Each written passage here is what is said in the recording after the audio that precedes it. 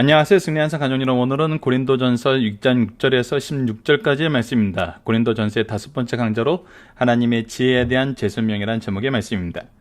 승리한 삶의 말씀 중심 예배 중심의 성경 전문 교사를 양성하기 위해서 만들어진 성경 공부 교재입니다. 승리한 삶은 2017년 10월 고린도전서 1장에서 10장까지의 말씀을 함께 묵상하고 있습니다. 승리한 삶은 발행이신 박윤 목사님의 구속서로 조망한 성경 연속 강해집을 통해서 편집이 되었고요. 이번 내용은 고린도전서 1권과 2권의 일부 내용으로 편집이 되어 있습니다. 박윤 목사님의 구속서로 조망한 성경 연속 강해집은 지금 신약이 30권으로 완간된 이후에 구약 창세기의 집필 중에 있습니다. 지금 창세기는 집필은 완성이 되었고 지금 교정과 편집 작업을 지금 진행하고 있습니다. 그래서 올해 안에 이것이 6권으로 완간되게 되고, 지금 현재는 시편이 완간되었고 다니엘서가 2권으로 완간되었으며, 보시는 바와 같이 소선지서가 8권으로 완간되었습니다. 저희들 주일날 업로드되는 위크스터디를 통해서는 고린도전서 전체 내용을 보면서 이 안에서 우리에게 주시고자 하시는 하나님의 말씀의 본뜻이 무엇인지 찾아보는 훈련을 하고 있습니다. 특히 이것을 우리 교회의 하나됨의 내용으로, 또 교회의 성장의 내용으로 보고 있고, 고린도 교회의 이 지리적인 특성상 우리가 도식교회 형태, 도식교회의 성장에 대한 부분과 적용해서 말씀을 상고하고 있습니다. 물론 이 내용은 하나님께서 구속사적인 관점에서 구속사적인 언약의 성취를 통해서 우리에게 주신 것이기 때문에 구속사적인 관점으로 성경을 볼 때 더욱더 바르게 이해할 수 있습니다. 분명히 우리가 계속해서 보게 되는 것은 창세기에서 주셨던 언약과 이 언약을 성취하기 위해서 대대를 이어서 하나님이 이 언약을 계승하게 하시는 이 모습을 우리가 현대 교회, 고린도 교회에서도 볼 수 있고, 이 부분을 중요시 생각하면서 이 부분에 대해서 우리가 알아야 되는 내용이 무엇인지를 분명히 가르쳐 줍니다. 그래서 오늘 이번 주에 우리가 무슨 내용으로 묵상을 했냐면, 신앙생활의 균형은 무엇을 지키는 것인가라고 했습니다. 어제 말씀에서는 우리가 신앙생활에서는 정말 하나님이 주시는 지혜와 의와 거룩함과 구원함이 무엇인지를 바로 알고 이것을 전하는 것을 목적으로, 이것을 지키는 것을 목적으로 할 때 하나님께서 우리에게 주신 각종 은사와 각종 은혜가 바로 이것을 위해 주셨음을 알고 이 일에 수고할 수 있음을 우리가 경험했어요. 동시에 무엇을 경험했냐면, 이것이 우리에게 얼마나 낯설고 이것이 우리에게 얼마나 오랜 시간 중요하게 여겨지지 않았는지도 확인을 했죠. 왜? 우리는 이것을 어떻게 전해야 되는지 아직 여전히 잘 몰라요. 그래서 우리는 오늘 말씀을 통해서도 하나님께서 이 지혜에 대한 재설명을 우리에게 해주신 내용을 통해서 이것이 어떻게 이루어지는지, 이 과정적인 부분, 이 전체적인 흐름에 대한 부분을 이해하고 이것을 바로 전달할 수 있는 영적인 지혜와 능력을 성령의 인도하심 속에서 받고, 이것은 무엇을 통해서 이루어지는지를 한번 확인해 보는 시간을 갖도록 하겠습니다. 자, 고린도전서 2장 6절에서 16절입니다. 하나님의 지혜에 대한 재설명입니다. 자, 하나씩 보도록 하겠습니다. 그러나 우리가 온전한 자들 중에서는 지혜를 말하노니, 하나님의 은혜를 받고 성령의 인도하심 속에서 이 성령의 지혜와 능력을 경험한 자들, 예수 그리스도의 오심을 소망하는 자들, 예수 그리스도의 부르심 안에서 하나가 된 자들, 예수 그리스도를 통해서 하나님의 지혜와 의와 거룩하심과 구원함을 소유한 자들 중에서는 무엇을 얘기해요? 지혜를 말하노니, 이는 이 세상의 지혜가 아니요 또 이 세상에서는 없어질 통치자들의 지혜도 아니요, 어떤 한 시대를 풍미하고 사라지는 지혜도 아니고, 어떠한 사람에 의해서 형성된 지혜도 아니에요. 세상에 의해서 밝혀지고 세상에 의해서 만들어지고 세상에 의해서 전파된 것이 아니에요. 그래서 세상의 통치자들에 의해서 세워지지도 않고 통치자들에 의해서 사라지지도 않아요. 근데 그것이 어떤 것이냐면, 오직 은밀한 가운데 있는 하나님의 지혜를 말하는 것으로, 이것은 하나님의 지혜인데, 이 하나님의 지혜의 특징은 무엇이냐면 은밀한 가운데 있어요. 은밀한 가운데 있고 그 특징 중에 하나가 또 감춰진 것인데,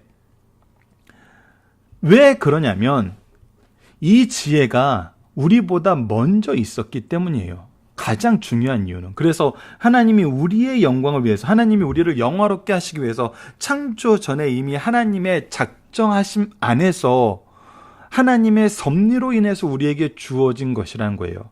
그래서 우리보다 먼저 이 지혜가 있었어요. 이 지혜는 이 세대의 통치자들 한 사람도 알지 못했느니, 이 지혜가 얼마나 이 세상에서 이 거부감을 당했냐면, 우리가 사도행전 7장 스데반의 설교에서 잘 나타났던 것처럼 계속 거부했어요. 근데 이 거부함의 증거가 뭐였냐면 바로 영광의 주를 십자가에 못 박은 것이 이 말씀을 얼마나 끊임없이 거부했는지를 드러내 준다고요. 기록된 바 하나님이 자기를 사랑하는 자들을 위해서 예비하신 모든 것은 눈으로 보지 못하고 귀로 듣지 못하고 사람의 마음으로 생각하지도 못할 것이라 한것 같으니라. 이것은 원래 그래요. 원래 그렇게 우리에게 주어졌어요. 왜 그러냐면 이것이 하나님의 것이기 때문이에요. 하나님이 창세 전에 우리를 위해서 예비해 놓으신 것이기 때문이에요. 이것은 우리를 영화롭게 하는 거예요. 우리의 영광은 우리가 스스로 얻지 못함을 우리가 그래서 알아요. 하나님이 주셔야만 얻을 수 있다는 거예요. 왜? 모든 영광은 하나님의 것이고 하나님이 주시지 않으면 우리에게 소유됨이 없기 때문이에요.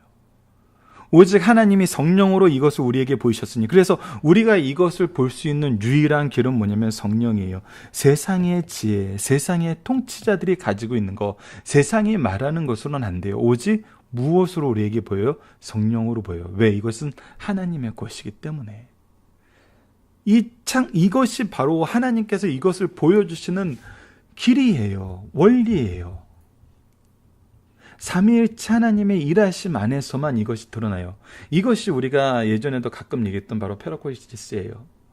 페라콜리시스에 대해서 우리가 언젠가 이 부분에 대해서 더 깊이 있게 연구하신 분들을 통해서 나누는 시간이 분명히 있을 겁니다. 그때 여러분들이 이 지혜의 놀라움, 하나님의 일하심의 원리를 알았을 때 우리가 더 이상 이 신앙 안에서 적용하지 못하고 발견하지 못하고 고민하던 모든 것이, 특히 성경에 이것과 이것은 서로 충돌되는 것 같다는 일반적인 정반합의 원리 안에서 이해가 되지 않았던 것들이 무엇인지를 알게 돼요. 이것이 바로 하나님의 기준인 성령의 일하심의 능력 안에서 얻게 되는 지혜의 풍요로움이거든요. 성령은 모든 것고 하나님의 깊은 것까지도 통찰하시느니라. 그래서 우리로 하여금 이것을 알게 해요. 근데 여러분들 알게 한다 했을 때, 성경에서 알게 하신다, 이 알게 하신다는 것이 우리가 어떤 이것은 우리가 배우고 전하는 그 과정에서도 나타나는 것인데, 글로 표현하고 글로 전해지는 것으로 끝나지 않아요. 여러분, 성경은 우리가 어떻게 표현합니까? 성경은, 하나님의 말씀은 살아계셔서 그 안에서 하나님의 일하시면 능력이 드러나잖아요. 그래서 역사하시는 말씀이라 그러잖아요.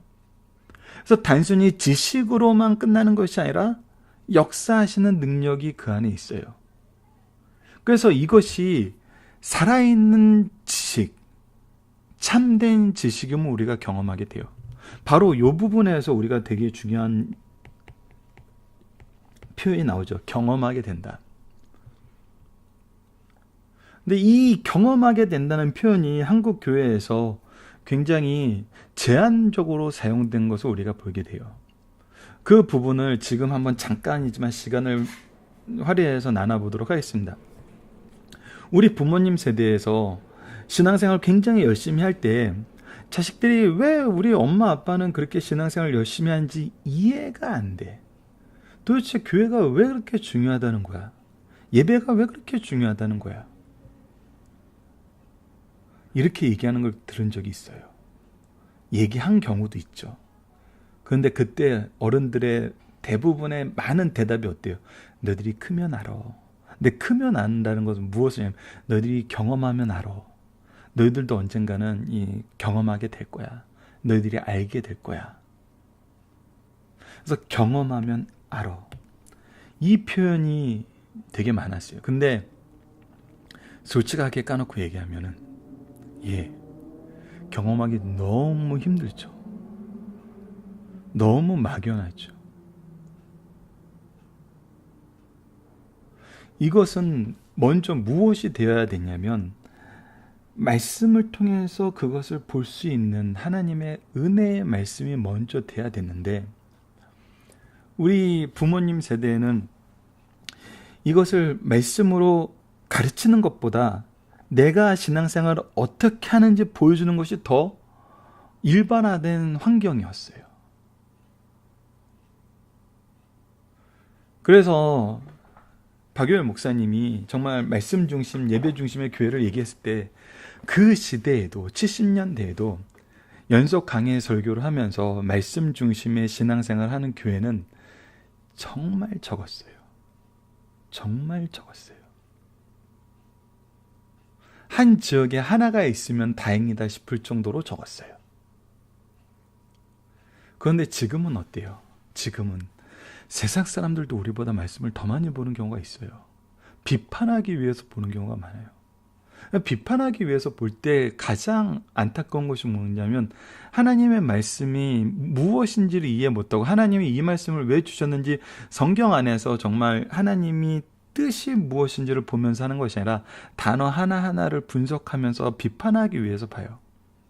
그래서 하나님이 없이 이 말씀을 봐요. 인간의 저작물로 보고 어떤 종교의 경전으로 봐요. 그러니까 인간의 저작물로 본다는 게 훨씬 더 정확한 표현이죠. 그래서 무엇을 모르냐? 하나님을 알지 못해요. 이 말씀을, 그래서 세상 사람들이 연구할 때는 이것이 하나님의 일하심이 무엇인가, 하나님의 역사하심이 무엇인가, 하나님의 계획하심이 무엇인가, 하나님의 사랑이 무엇인가를 보는 것이 아니라 이 말씀을 읽고 기독교인들은 도대체 왜 이렇게 생활하냐, 사람을 연구하는 기준으로 이 말씀을 봐요. 그렇기 때문에 알지 못하죠. 발견하지 못해요. 그래서 경험하게 한다는 것은 항상 이 아는 것과 경험이 나누어져 있지 않으면 우리가 성경에서 결국은 배우게 되는 거죠. 안과 경험이, 우리는 뭔가를 경험하기 위해선 알고 난 다음에 경험하든지 경험해서 알든지, 왜냐하면 세상의 지혜가, 세상의 경험이 전달되는 방식이 항상 이 두 가지였잖아요. 경험을 못하더라도 간접적으로 알게 하든지, 아니면은 몰랐던 걸 경험함으로 간접적으로 알게 하는 지식을 주든지, 이것이 약간 분리된 사회에 살고 있거든요. 근데 엄밀히 말해서 이 세상의 모든 것은 간접적으로 안다고 모든 것을 안다고 얘기할 수 없고, 경험으로 알았다고 모든 것을 안다고 얘기할 수 없어요. 이 두 가지가 항상 융합되어 있고 복합되어 있어요. 오히려 현대 지적 사회, 앞으로 미래적 인력을 키우는 데는 이런 것이 같이 이루어지는, 복합적으로 이루어지고 복합적으로 사고되는 그런 인재상을 더 좋아하게 되는 것도 어떻게 보면은 이것을 나누는 이 지식의 한계를 우리가 드러내는 거거든요. 그런데 이것이 더 일찍 경험되고 더 오래전부터 우리에게 소개된 것이 무엇이냐면 바로 하나님의 역사하심인 이 직접 계신 말씀과 성령의 역사하심이 우리의 삶 속에서 직접적으로 하나님의 주권에 의해서 성취되는 그 성취력이었어요. 그것은 항상 무엇으로 가게 됐냐면 계승함으로 가게 됐어요. 우리가 이것을 지난 시간 무엇으로 보게 됐습니까? 전도함으로 보게 되었잖아요. 그래서 성령의 모든 것과 하나님의 기쁜 것까지도 통찰하게 하시는 이것은 항상 이것이 같이 있어요. 알고 경험하고 전하는 거, 알고 경험하고 계승하게 하는 거, 이 세 가지가 항상 함께 있어요. 분리되어서 나타나지가 않아요. 그래서 사람의 일은 사람의 속에 있는 영 외에 누가 알리오? 이와 같이 하나님의 일도 하나님의 영 외에는 아무도 알지 못하느니라. 그래서 사람이 자기 생각은 자기 생각하는 그 자기 안에 영만 아는 것처럼 하나님의 일도 하나님 영 외에는 알 수 없어요. 근데 우리가 어떻게 이 하나님을 아는 지혜를 소유하게 되고, 이 지혜를 통해서 하나님의 의를 전하는 일을 하게 되고, 이 안에서 어떻게 하나님의 거룩하심을 우리가 발견하고 의지할 수 있겠어요? 근데 우리는 이걸 하죠. 그것이 바로 누구의 일이다? 우리가 세상의 영을 받지 아니하고 오직 하나님으로부터 온 영을 받았으니 이는 우리로 하여금 하나님께서 우리에게 은혜로 주신 것들을 알게 하려 하심이니라. 바로 하나님의 영인 성령께서 이 일을 하신다는 거예요. 그래서 우리가 하나님을 안다는 것은 이 성령을 의지하는 거예요. 성령의 은혜 가운데 있는 거예요. 성령의 지혜와 성령의 뜻을 아는 거예요. 우리가 이것을 말하거니와 사람의 지혜가 가르친 말로 아니하고 오직 성령께서 가르치는 것으로 하니, 그래서 세상 것으로는 하나님의 뜻을 이해할 수가 없어요. 세상 것으로는 하나님의 은혜를 온전히 나타낼 수가 없어요. 세상 것으로는 하나님의 일하심을 온전히 보여줄 수가 없어요. 오직 말씀과 이 안에서 역사하시는 성령의 은혜뿐이에요. 영적인 일은 영적인 것으로 분별하느니라. 그래서 우리가 하나님의 일은 바로 성경을 통해서 성령의 일하심으로 우리가 볼 수 있어야 돼요. 그렇게 봐야 되고요. 육에 속한 사람은 하나님의 성령의 일들을 받지 아니하나니, 근데 육적인 거, 그들의 기준, 그들의 학문, 그들의 업적, 그들의 경험은 성령의 일을 받지 않아요. 이것을 인정하지 않아요. 이는 그것들이 그에게는 어리석게 보이며 또는 그는 그것들을 알 수 없나니 그러한 일은 영적으로 분별되기 때문이니라. 그래서 이것은 영적으로 분별돼야 돼요. 자, 여기서 근데 저는 이 15절 말씀 우리가 바로 이해하는 것이 굉장히 중요해서, 신령한 자는 모든 것을 판단하나 자기는 아무에게도 판단을 받지 아니하느니라. 영어에서 보면 이 판단하는 judgment라고 합니다. 그러니까 우리가 심판을 한다라는 이런 의미로 받아들일 수 있죠. 근데 이 원어적인 부분을 보면 여러분들 굉장히 재밌는 게, 바로 이 분별하다는 것은 이 discern 해가지고 이것을 깊이 있게 살펴보게 된다. 엄밀히 말하면은, 근데 왜 이 얘기를 하냐면, 여러분들 이 분별한다는 것과 판단한다는 것이, 이 판단한다는 단어 때문이에요. 이 저지먼트라 그러면 신령한 자가 모든 것을 분별하여서 결정지어서 얘기할 수 있다라고, 모든 것을 심판할 수 있는 이런 의미로 받아들이게 되는 게 많아요. 그래서 세상에서 우리가 가장 많이 실수하고 가장 많이 아직도 세상에서 화제되는 예가 뭐냐면, 어느 지역에 지진이 났다, 어느 지역에 산사태가 났다, 어느 지역에 무슨 홍수가 났다 그러면은 어떤 분들이 그것을 그렇게 판단하는 경우가 있어요. 거기가 죄악의 도성이고 죄진 사람이 많아서 하나님이 심판하셔서 그곳에 있는 사람들 싹 다 쓸어버린 것이다. 마치 소돔과 고모라를 하나님이 심판하신 것처럼. 그런데 아님이 나타나요. 그곳에서 봉사하던 사람이 죽고 그곳에서 선교하던 사람들도 그 죄의 피해를 받는데, 이분들이 이것을 그렇게 판단함으로 인해서 그렇게 자기가 재판관이 돼버린 거예요. 즉 재판관이 되는, 잘못을 범하게 되는 경우가 많다는 거예요. 그런데 그래서 지금 설명드리는 게, 영적인 것을 분별한다 할 때 분별의 디스턴인데, 이것이 원어적으로 보면은 원래 이 그리스어 성경을 보면은 이 분별하다는 이 단어와 이 판단하다는 단어가 어원이 같아요. 아나크리노라는 이런 어원으로 동일한 거예요. 그래서 이것이 엄밀히 말해서 좀 더 어떤 단어에 가깝냐 했을 때, 저는 그것을, 그래서 우리가 본문 묵상에서 나타나는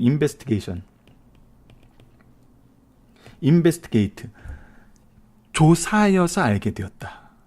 그러니까 깊이 있게 조사하여서 그거의 이 내용을 올바르게 판단하게 되었다. 이 판단하보다는 이럴 때는 이제 분별하게 되었다는 얘기가 났죠. 그러니까 이것은 내가 심판을 하기 위해서 심판자가 되었다는 얘기가 아니라, 이것이 어떤 의미인지 바로 알게 되었다는 거예요. 그래서 하나님이 왜 이러한 일을 우리에게 허락하시는지, 왜 이러한 일이 생기게 하시는지, 하나님께서 하시고자 하시는 일이 무엇인지를 우리가 알게 된다는 거예요. 그래서 얘기합니다. 누가 주의 마음을 알아서 주를 가르치겠는가? 그러나 우리가 누구의 마음을 가졌다? 그리스도의 마음을 가졌다. 그래서 우리는 무엇을 안다? 그리스도의 일이 무엇인지 안다.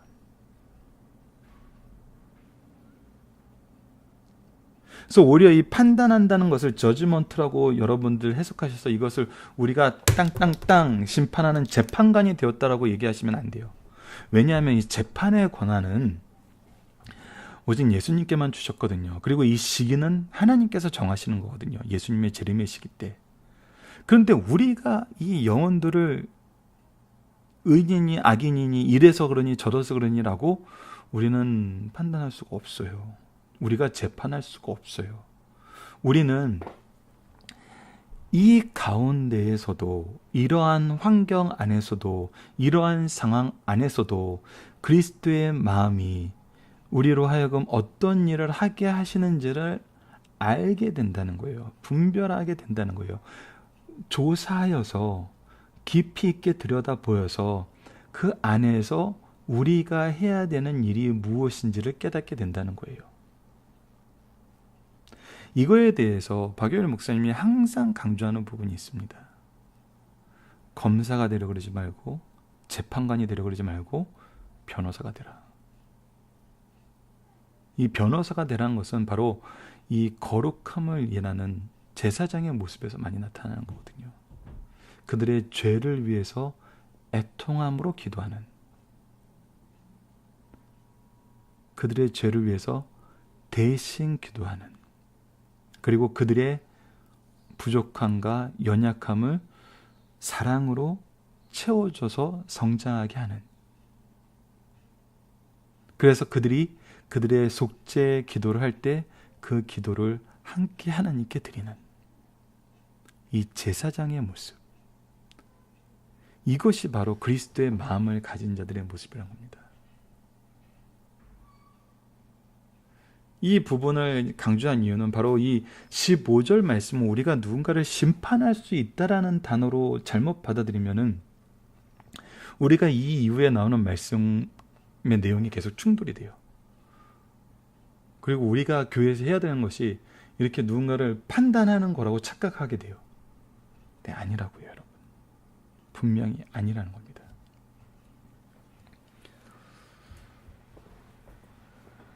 그래서 저는 가끔, 이건 여담인데, 물론 제가 이렇게 방송에서 이런 얘기를 하게 되는 것이 이제 페이스북이나 트위터나 이렇게 밴드나 유튜브를 통해서 공유를 되지만, 어떤 사안에 대해서 우리가 교회 현장에서 한 영혼들을 돌보지 않으면서 외부에서 비판만 하는 행동은 굉장히 지양돼야 될 것이라고 봅니다. 어떤 특정 직업군에 있는 분들이 이런 식으로 SNS를 많이 활용하시는데, 저는 영혼들을 돌보고 영혼들을 책임지는 위치에는 가지 않고 비난만 하는 위치에서 계시는 분들은 우리 또한 조심해서 좀 걸러봐야 된다고 생각을 합니다. 그래서 그 부분은 여러분들께서 SNS를 팔로우할 때 정말 이분이 어디에서 봉사하고 있고 얼마나 많은 영혼들을 케어하고 있는지 보시면서 그 내용을 받아들여 주셨으면 좋겠어요. 이건 여담이었습니다. 자, 본문 묵상을 보도록 하겠습니다. 바울은 누구에게 어떠한 지혜를 말하고 있고 이것은 무엇과는 다른 것입니까?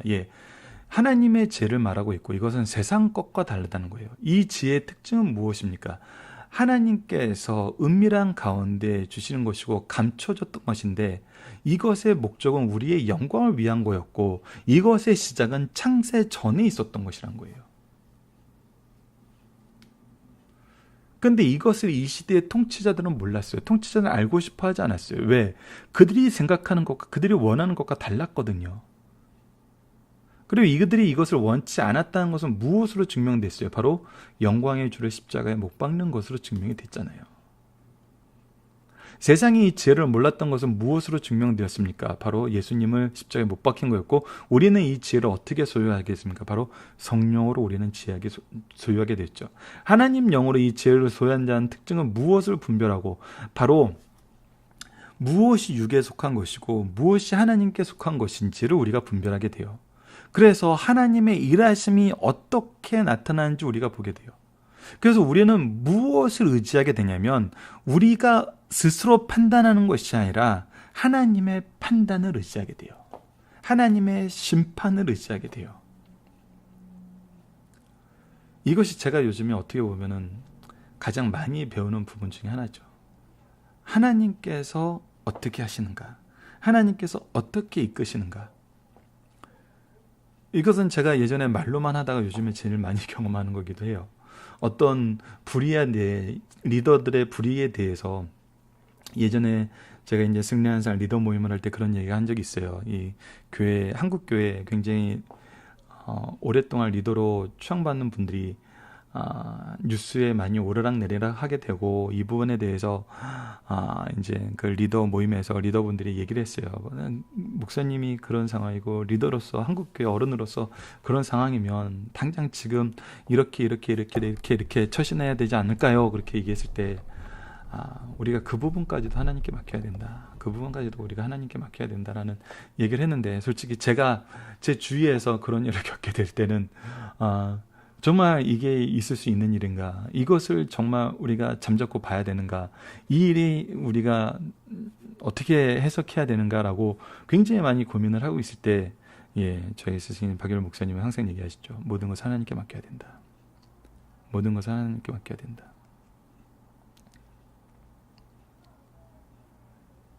그래서 우리가 아는 것은 무엇을 아는 거냐면, 신령한 자는 모든 것을 판단한다는 것은 무엇이냐면 하나님께서 그들을 어떻게 대하실지를 안다는 거예요. 그러니까 이걸 누구에게 맡긴다고요? 하나님께 맡겨야 된다는 거예요. 그 우리는 무엇 하는 데 써야 된다고요? 우리에게 주어진 소명을 다하는 데 써야 된다고요.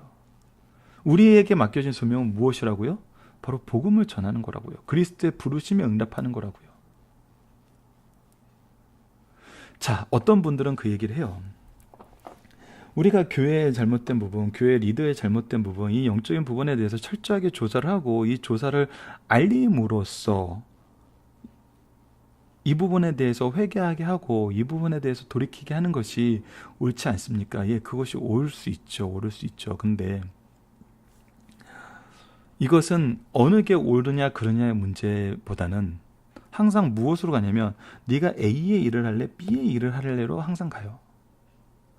성경에서 항상 이 A의 일은 우리가 해야 될 일, 우리를 통해서 하나님이 하고자 하시는, 우리를 통해서 하나님이 하고자 하시는 일, B는 하나님이 직접 하시는 일.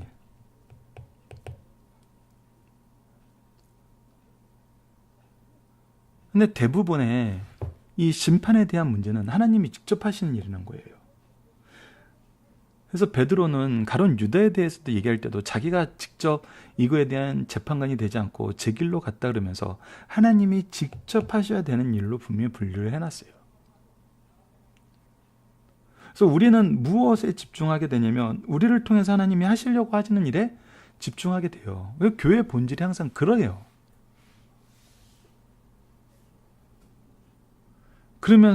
그런데 우리가 하는 일도, 근데 이것이 무엇 안에서 하나가 됩니까? 우리가 하는 일도 하나님의 의지로, 하나님의 뜻으로 하나님이 하시는 일이고, 이것도 하나님의 일이에요. 그래서 우리는 교회 안에서, 가정 안에서, 사회 안에서 결국은 무엇을 보냐면 하나님의 일을 본다는 거예요. 근데 이 A는 복음을 전하고 복음을 계승하게 하는 일은 하나님께서 우리를 통해서 일하시고자 하는 너무나 기쁘신 일이고, 하나님인 예수 그리스도를 통해서 우리에게 보여주신 일이고, 심판하신 일은 예수님도 초림 때는 안 하셨던 일이에요. 초림 때 하신다니까요. 하나님의 영역이라니까요.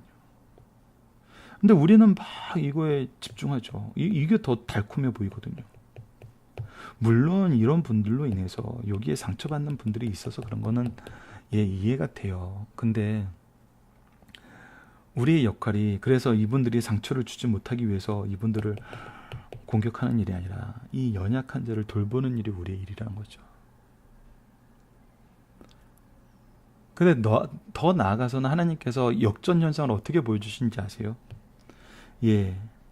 이분들이 우리가 보기에는 세상의 리더였고 세상의 지도자였는데, 나중에는 하나님이 우리가 돌봐야 될 연약한 사람의 영역에 이분들까지 놓으신다고요.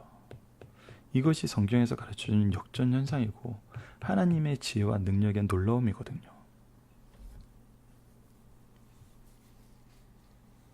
그리고 우리의 이것을 가장 주의시키는 한 가지 핵심적인 이유는 뭐냐면, 우리가 이 공격을 할 때 우리가 어디에 더욱더 쉽게 노출된다는 거예요.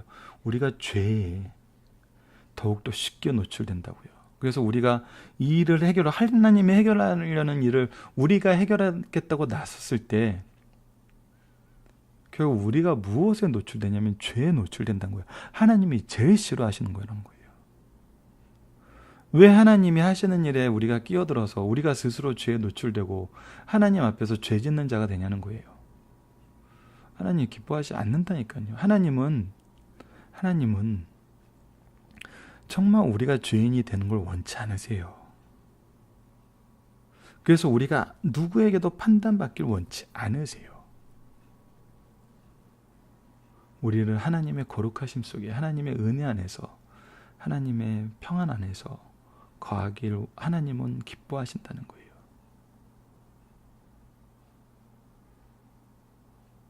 그래서 우리를 이 일에 개입시키지 않는 것 또한 하나님의 방법이고 하나님의 사랑의 한 모습이란 거, 우리가 교회 현장에서, 사회 현장에서 볼 수 있습니다.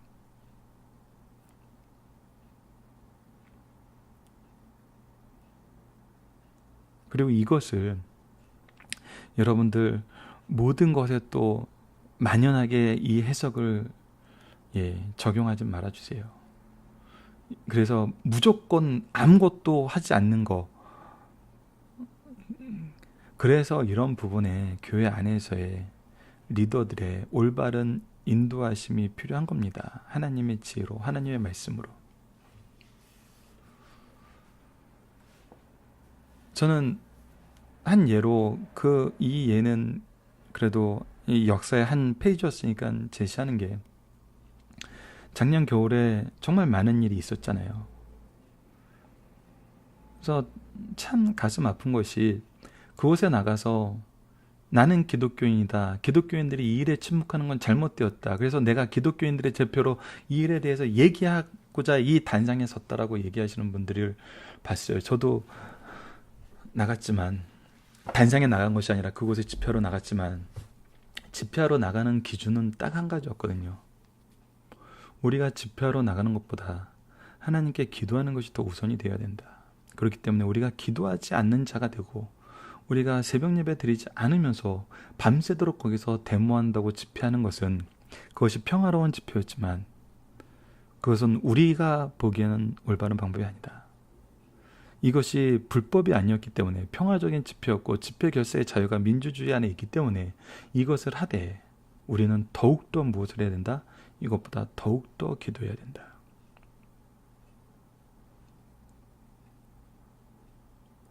이것이 그리스도인들이 가지는 거룩함의 최소한 세상과 다른 기준이거든요.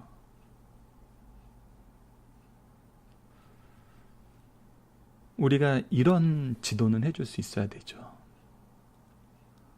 나가는 거 나쁘다고 얘기하고, 나가면 다 교회 욕한다고 생각하시는 그것도 잘못된 거지만, 이것을 위해서 우리가 하나님 앞에 지켜야 되고, 하나님 앞에 더 무릎 꿇어야 되는 것이 면제받는 것도 아니거든요. 그래서 우리는 정말 좌로나 우로나 어느 쪽으로 치우치는 사람이 아니라 무엇하는 사람이라고요? 계속 강조하지만 하나님께로 나아가는 사람이라고요. 이것이 우리 삶 속에 항상 잘 적용되기를 원합니다. 자, 중심 사상을 보도록 하겠습니다. 십자가를 통한 구원의 도는 인간의 이성으로는 깨달을 수 없는 하나님의 지혜이다. 이 도는 비밀로 감추어져 있는 하나님의 지혜요, 성도들을 영광스럽게 하시려고 만세전에 미리 정하신 것이다. 이 구원의 도를 세상 통치자들 가운데 아는 이가 없었다. 만약 그들이 알았더라면 예수님을 십자가에 못 박아 죽이지 않고 박해하지 않았을 것이다. 그러므로 사람들은 십자가를 통한 구원의 도를 어리석게 보나 사실은 가장 지혜로운 도란 거예요. 왜? 하나님의 것이기 때문에. 하나님은 누구시기 때문에? 창조주이시기 때문에, 우리의 구원주이시기 때문에, 이 계획을 언제부터 하셨기 때문에? 창세 전에 하셨던 거기 때문에. 자, 두 번째, 하나님의 지혜는 성령께서 밝히 보여주셔야만 알 수 있다는 거예요.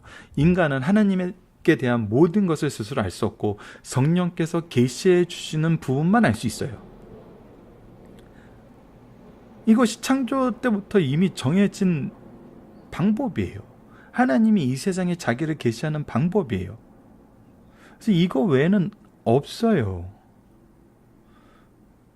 육에 속한 사람은 영에 관한 것을 느끼지 못하며 볼 수 없기 때문이에요. 그러므로 성령은 하나님의 깊은 진리를 깨닫게 하며 깨달은 바를 실천할 수 있는 의지와 능력을 주세요. 그래서 이것이 알게 하는 것도, 경험하게 하는 것도, 계승하게 하는 것도 성령의 역사 안에 하나예요. 그래서 이것이 같이 움직여요. 근데 우리는 자꾸 뭐 하고 싶어요? 나눠서 한 가지만 했으면 좋겠어요. 내가 원하는 것만 하는 게 좋겠어요. 그것 자체도 우리가 잘못된 기준과 잘못된 적용이라는 거예요. 이것은 같이 움직여요. 육적으로 지혜와 능력이 있는 자들은 진리를 거스르는 언행을 이해할 수 있게 하시는 말씀입니다. 세 번째, 십자가의 도를 제시받고 받아들이는 자가 이 땅에서 가장 지혜롭고 복 있는 사람이란 거예요. 이 땅에서 각 분야에 깊고 넓은 지식이 있어 3, 4개 분야의 노벨상을 수상하는 지혜자가 있다. 그는 놀라운 사람이에요. 그러나 이런 지혜자라도 십자가의 도를 받아들일 수 없다면 영적 지혜는 미숙아에 불과해요. 그래서 영적 지혜의 미숙아는 우리가 뭐 해야 되는 사람이에요? 돌봐야 되는 사람이란 거예요. 세상적인 기준에는 우리가 그들을 돌볼 능력도 없고 돌볼 것도 없어요. 우리가 돌본다 그럴 때 그들을 받아들이지도 않아요. 근데 하나님의 기준에서는 어떻게 해요? 우리가 그들을 돌봐야 될 대상이에요. 세상에서 가장 값진 것으로 꾸미고 먹고 살아도 영생을 얻지 못하고 산다면 삶의 질에 있어서 그리스도인만 못하고 영벌에 들어갈 가련한 사람이란 겁니다. 이런 놀라운 사실을 가르쳐주는 말씀이 바로 고린도전서 오늘 본문 말씀이었습니다. 살펴보기 정답 여러분들 카페를 통해서 확인해 주시고요. 적용합니다. 우리는 어떻게 하나님의 지혜를 소유하게 되는가? 우리 삶 속에서 이것을 누구를 통해서 어떻게 이루어지고 있는가? 여러분들 지금 우리가 모든 것을 하는 이유는 바로 하나님의 준비하심 속에서 이루어지는 것을 우리가 창세기를 통해서도 확인했고 우리 스스로를 통해서 확인하잖아요. 우리에게 영적인 이 지혜를, 이 풍요를 주시기 위해서 박연일 목사님을 하여금 강의 집을 적게 하셨고 41년 동안 이 연속 강의로 목회를 하게 하시고 이것을 준비하셔서 이 은혜를 허락하신 것은 누구를 위한 거예요? 바로 우리를 위한 준비하심 속에서 우리가 소유하게 되었다는 거예요. 즉 하나님의 역사하심이란 거예요.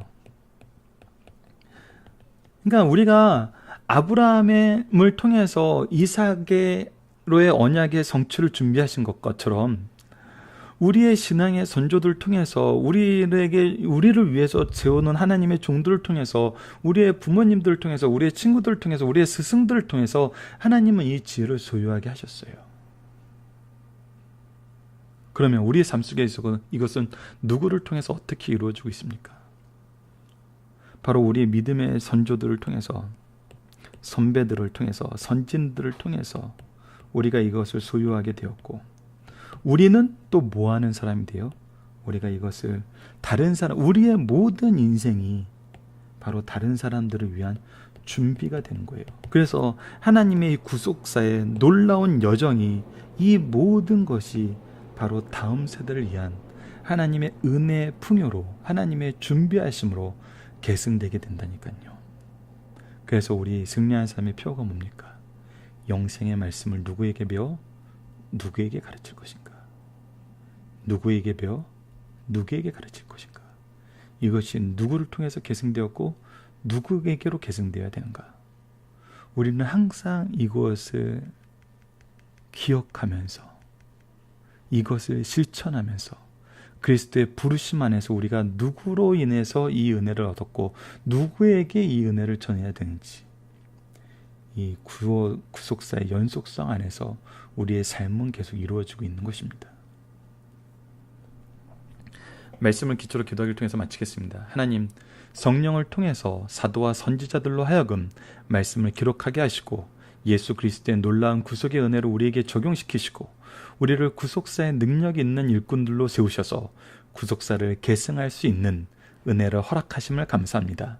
말씀을 통해 참 지혜를 소유하며 하나님 나라의 백성으로서, 주의 자녀로서 우리에게 주신 영혼들을 위해 우리가 말씀을 배우고 가르치는 열심 있는 성도가 되게 하여 주소서. 예수님 이름으로 기도드립니다. 아멘.